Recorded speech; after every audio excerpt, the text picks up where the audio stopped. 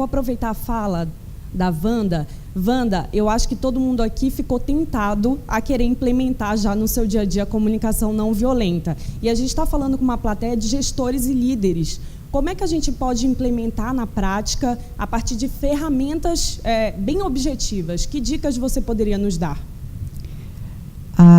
Os 4 componentes, né, já são um caminho muito claro, né, de como você pode estruturar a sua fala e como você pode ouvir o outro. A empatia é uma ferramenta preciosa e é por meio da empatia que nós podemos incentivar o engajamento, a confiança, porque quando o outro se sente compreendido, ele tem vontade de contribuir, né? Ele faz de boa vontade. Então, a empatia é uma ferramenta preciosa. Ouvir, né, separando o que você está ouvindo do que você julga, avalia, o que é certo ou errado. É sair do certo ou errado para aquilo que realmente é importante naquele momento. É ouvir necessidades, é checar necessidades. É isso que aproxima as pessoas.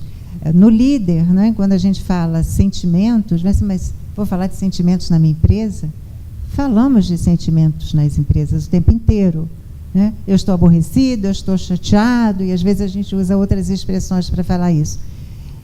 Já existe, a gente só não faz isso de maneira consciente, a gente só não faz isso dentro de uma estrutura de pensamento, né, que faz toda a diferença e vai fazer com que o outro nos ouça também de uma forma diferente. Então, extremamente importante para as lideranças, para as corporações.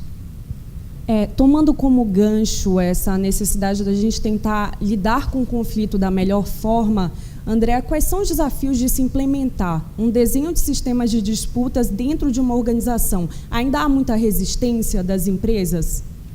Não, eu acho que cada vez mais está caindo por terra a resistência, mas como toda inovação, quando entra um grupo novo querendo trazer alterações, mudanças, às vezes tem um pouco de desconfiança. Então, é o papel do mediador ser muito transparente o tempo todo, incluir todas as pessoas possíveis, identificar quem são os líderes, quem pode disseminar essa sensação de segurança, de que está entrando para manter o que tem de bom, ajudar a trazer melhorias, e que isso vai ser positivo para a empresa como um todo, mas às vezes dá um pouco assim de segurança para as pessoas que já estão funcionando, né? Tem aquela velha que todo mundo gosta de falar, mas já está funcionando bem, a gente sempre fez assim, e de repente ele entra para o design trazendo algumas mudanças. Mas a partir do momento que você faz tudo com muita transparência e tenta e busca, né, a função do design, incluir o máximo de pessoas possíveis, gerar confiança. Como é o papel do mediador, ele sempre trabalha com empatia, ouvindo as necessidades, tentando incluir as necessidades. Quando não consegue incluir, levando uma explicação, né, é sempre importante as pessoas entenderem os porquês. Então, é uma atividade muito... Você trabalha o tempo todo colaborativamente. Então, normalmente, depois você começa a interagir, a implementar, é muito positivo. O conflito ele deve ser interpretado como algo sempre negativo ou também como uma oportunidade de mudança? Não, a gente tem uma tendência, né, a gente estava conversando no almoço, a ver o conflito como negativo. O mediador, né, a Úrsula, que é minha parceirinha que está ali sentada também, ela dá uma aula inteira só sobre conflito, porque existe uma cultura de entender o conflito como negativo, mas não, depende da forma como você vai gerir. Como eu falei, o conflito ele vem justamente nos ambientes onde tem vida, vontade de inovar, de mudar, de andar para frente. Então, vão surgir as divergências. O conflito é uma divergência de olhar, é alguém que resolveu fazer alguma coisa de uma forma diferente, né? Olha lá, o Steve Jobs resolveu que o telefone devia ser de outra forma. Enfim, aí você vai criando e vai disruptando. Né, a palavra do momento é disrupção, né? Você vai trazendo a mudança, e isso muitas vezes traz incômodo, até as pessoas se ajustarem. Então, o conflito é esse olhar divergente, é uma perspectiva diferente, né, dependendo dos seus valores, da sua construção da sua vida. Se ele for bem gerido, isso aí vai trazer mudança positiva, andar para frente, ou um mudar o seu olhar para uma determinada situação. Então, o conflito, a tendência dele é ser positiva. Só que se o tratamento não for um bom tratamento, se não gerir bem, como a Wanda falou, né, assim, não entender as necessidades e deixar crescer essa animosidade, vamos dizer, ele vira uma disputa, que aí é a briga.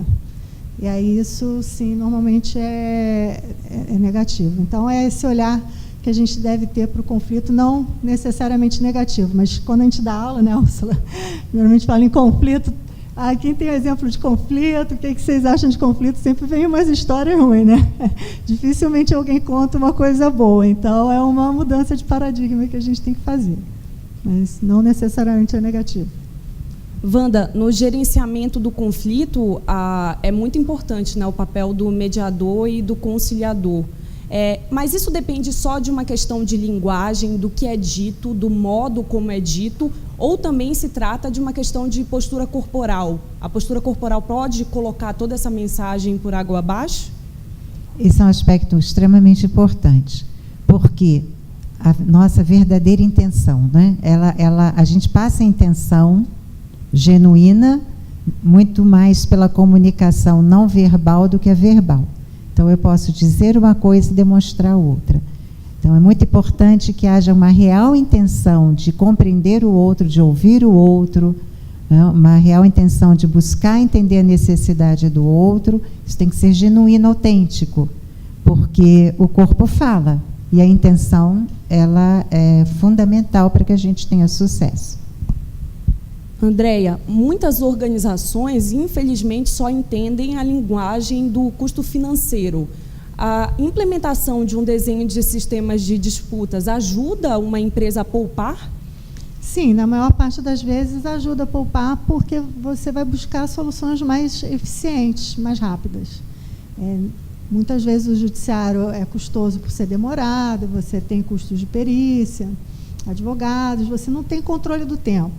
A mediação e o desenho, ele tenta trazer um controle do que vai ser gasto, do valor e do tempo que vai ser gasto para cuidar de determinados conflitos. Mas, muitas vezes, tem outros desdobramentos que são mais importantes para a empresa, para além desse tempo e custo, que é a imagem. Então, eu cheguei a mencionar rapidamente o desenho que o Diego fez quando teve o acidente da TAM, que é o último palestrante aqui do nosso dia, que é um grande amigo meu, a gente troca muita ideia, e lá eles tinham uma importância muito grande de cuidar das famílias das pessoas que perderam as vidas naquele acidente, era muito importante para a imagem da empresa, tinha todo um olhar para além do custo e do tempo, apesar do custo ter sido muito mais barato, e o que ia ser gasto em judiciário foi usado para indenizar, então teve em alguns casos, o mesmo custo, mas com uma finalidade melhor. Wanda, falando também nessa questão do custo e resultados, a implementação da comunicação não violenta numa organização demora? É um processo que é lento até ter algum resultado, ou dá para se esperar já alguma coisa a curto e médio prazo? Os resultados são rapidamente observados. Quando nós começamos a praticar, né, a escuta ativa, tentar entender, oferecer empatia, receber com empatia, nós já percebemos claramente mudanças nas atitudes, nas respostas, na qualidade dos nossos relacionamentos. É muito importante. Nós fazemos um workshop de um dia, e nós ouvimos feedbacks preciosíssimos depois, de pessoas que já começam a fazer diferente. Quando a gente faz diferente, o resultado é diferente. E o bacana é a gente prestar atenção sempre nas experiências, né? Quando a gente faz algo de diferente, a gente prestar atenção no que aquilo trouxe de diferente para a nossa vida, de benefício. Então, aprender sempre. E é aí que a gente consegue definir o caminho que a gente vai seguir.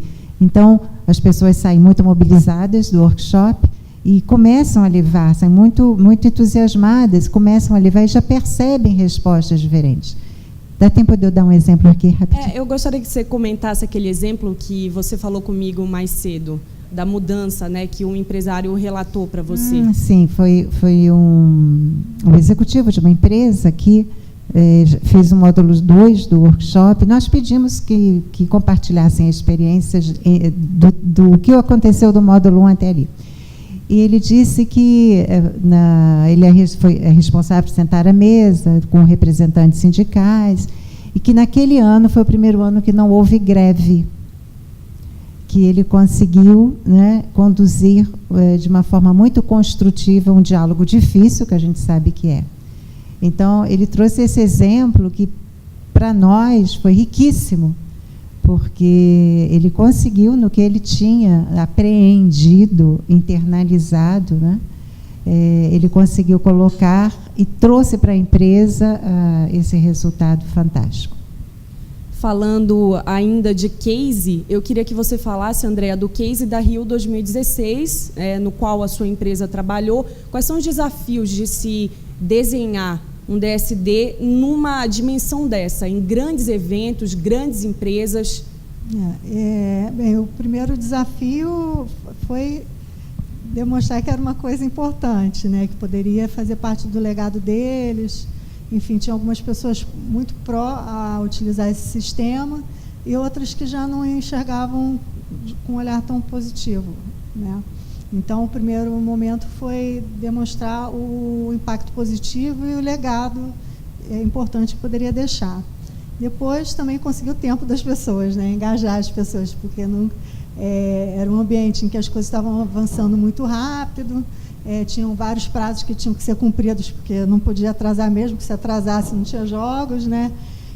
Uma relação difícil com o Estado naquele momento, que prometeu um número X de assentos, quer dizer, que foi até uma questão que depois a gente tratou, né? Como resolver, porque não tiveram o número de assentos combinados em determinado ponto, ia ter utilização do transporte em conjunto, depois o transporte era em separado. Então, aos poucos também nós fomos ajudando a criar soluções, e aí a coisa foi andando e as pessoas foram se sentindo seguras e vendo como era importante e como trazer eficiência para todo o sistema, como a gente fala, né? Então, teve um pouco de dificuldade, assim, em termos de ser uma solução inovadora. As pessoas normalmente têm uma tendência a resistir à inovação, mas depois que começou a entrar, as pessoas entenderem, verem funcionar e melhorar as soluções, então foi fluindo, foi uma experiência ótima. Depois nós tivemos pouquíssimos processos com relação a consumo e a venda dos ingressos, quase tudo foi resolvido de forma consensual, teve a utilização da plataforma aí do consumidor.gov, então a gente conseguiu alinhar todos os canais. A parte de construção também, que foi uma outra equipe, também rodou redondo, assim, porque também era outra coisa muito importante. Uma obra dessa se atrasa, não tem volta, né? Não ter o estádio no dia que tem que ter o estádio. Então, não é uma coisa que você possa adiar. Então, teve assim, uma pressão muito grande do tempo, pela inovação e pela grandiosidade, mas foi um excelente desafio. Hoje, assim, a gente tira de letra outros desenhos menores que a gente depois fez. E agora a questão da Oi também, que a gente participou através da Fundação Getúlio Vargas, né, com uma parceria junto com várias outras instituições, mas também foi uma experiência bem interessante, porque aí também era o volume, né? Acho que quando se trata de volume, conseguir soluções e a inovação, né? Você vê, o Judiciário ainda tentou suspender a utilização aí do canal da plataforma, então você vai lidando com as dificuldades do que é inovar, né? Eu acho que qualquer inovação no mundo, até as pessoas ganharem confiança e verem funcionando, tem uma resistência inicial. Depois funciona, melhora a vida das pessoas. Elas nem lembram como é que era antes, quando não existia, né? E hoje eu não sei, nem me lembro como é que era antes de ter o celular. Para a gente encerrar, alguém gostaria de fazer alguma pergunta? Então, eu vou encerrar os debates. Eu gostaria de agradecer, em nome da De Acordo, a Wanda e a Andréa.